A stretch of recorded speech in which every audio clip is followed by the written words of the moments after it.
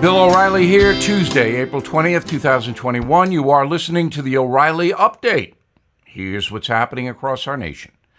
A jury decides the fate of Derek Chauvin.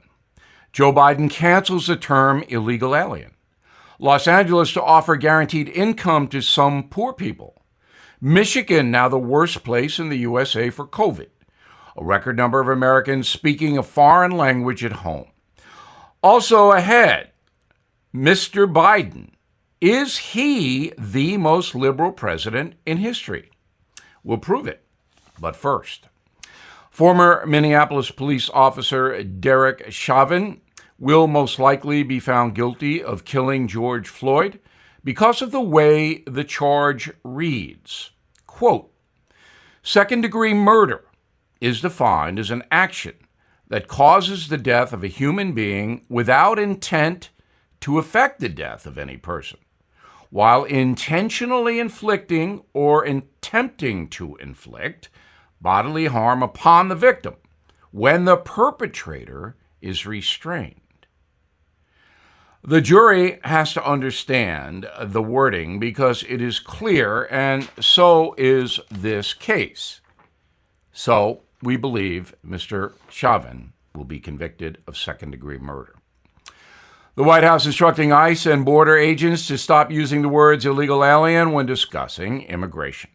Instead, authorities will use the term non-citizen migrant. The president telling reporters the new guidelines will safeguard the, quote, dignity and well-being of all families and communities, which is absolute nonsense. This is yet another politically correct move by President Biden.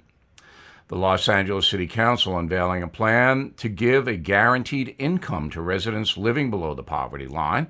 The $24 million trial starts next year, sending direct payments of $1,000 every month to thousands of families.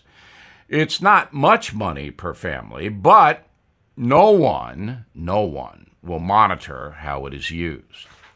Michigan remains the national leader in cases of COVID, averaging 9,000 new infections every day. Governor Whitmer blaming the outbreak on Florida, saying, quote, this is the time of year that snowbirds come home from Florida. Okay. New data from the Center for Immigration Studies says more than 67 million people in the USA are now speaking a foreign language at home. In a moment, is Joe Biden the most liberal president ever? Why, yes, he is. Right back.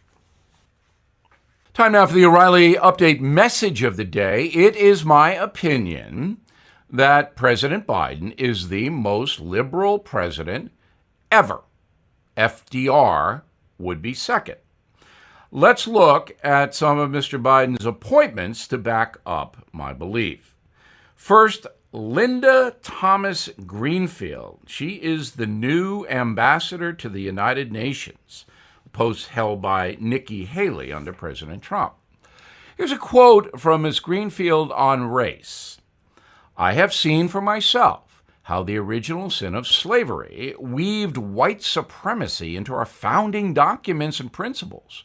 We have to acknowledge that we are an imperfect union and have been since the beginning. And every day we strive to make ourselves more perfect and more just. Well, I don't believe that this country is founded on white supremacy. Do you?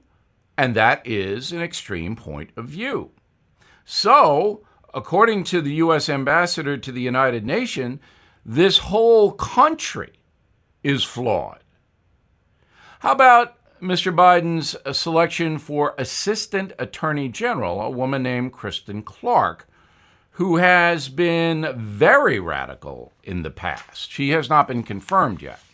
Here's what she said in 2020, quote, we are witnessing a unified movement against the violent manifestations of systemic racism that pervades every aspect of our lives, especially when it comes to policing and the operation of the criminal justice of our country. Black communities and their allies are saying enough is enough. Police violence and racism are twin evils that have harmed black people for far too long.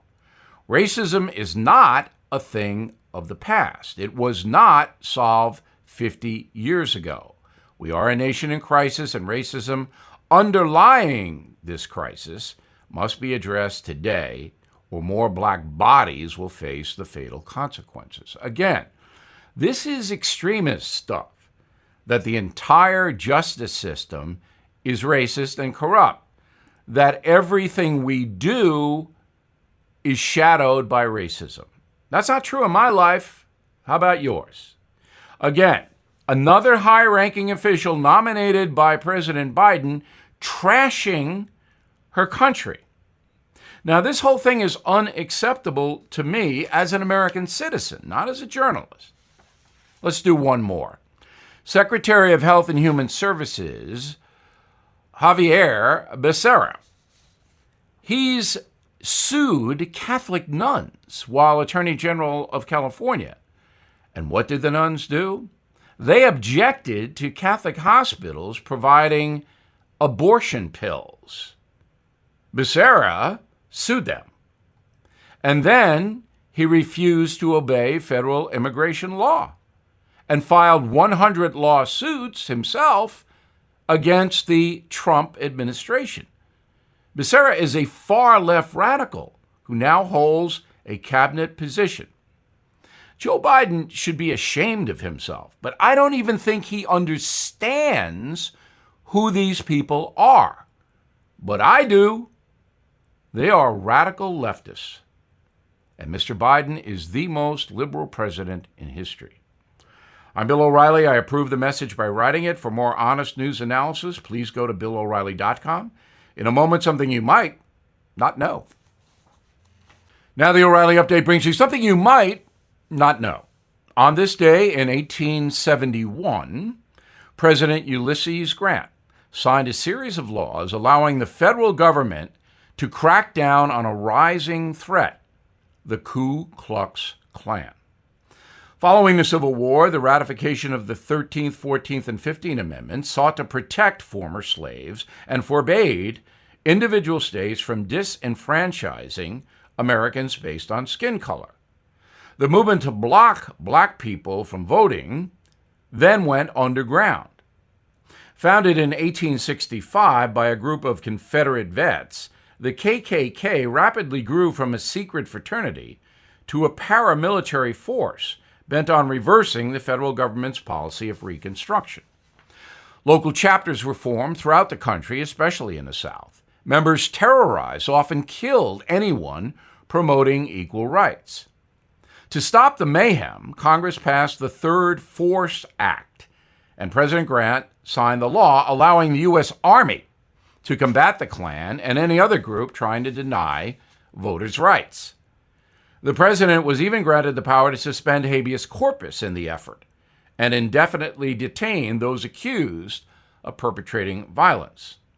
Within days, 9 counties in South Carolina were placed under martial law. Thousands were arrested.